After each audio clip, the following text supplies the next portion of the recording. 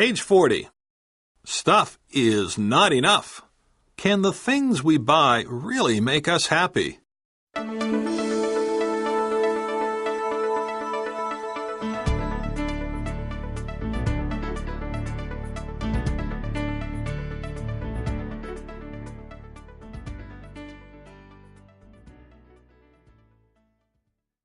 Since the first humans began coveting non-essential objects, the pursuit of stuff has been part of daily life. Americans arguably have more stuff because they have a lot of discretionary income. Go to any shopping center and look around. How many of the wares offered there are truly necessary?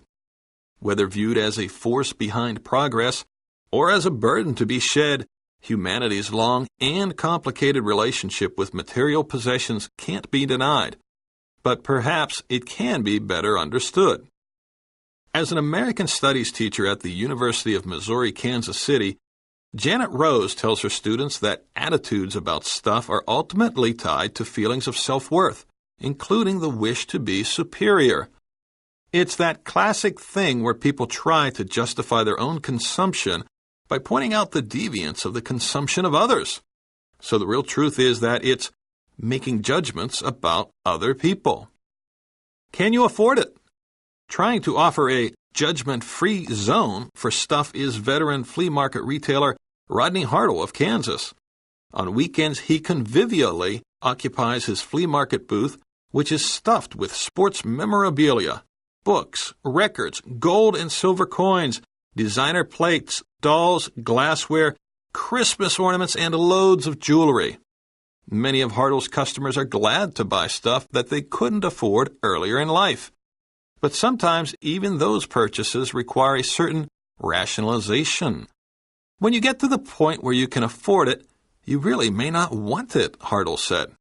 But you still think back, well, when I was a kid, I wanted that. One thing Hartle doesn't desire is people overspending. One lady who buys jewelry from me will say, I don't really need this ring, but I've got to have it. I say, well, maybe you can't afford it. Does that ever change her mind? Never, he said. Pleasure versus happiness. The pervasive power of advertising is difficult to escape, said William McIntosh, professor of psychology at Georgia Southern University. We're definitely being lied to in a very basic way, he said. The message we're getting is that this stuff will make us happy. But the underlying message is that consuming will make us happy, even though there's lots of research that says, no, absolutely not. A chronic error that consumers make is confusing pleasure with happiness, McIntosh said. If you're getting that buzz from buying whatever it is you're buying, you're getting momentary feedback that something's pleasurable, he said. We almost consider it a signpost toward happiness. But in psychology, it's also been likened to an addiction. We can't stop, even if we say, I know that this isn't going to make me happy, or I know that I can't afford this. There is this compulsion to continue consuming.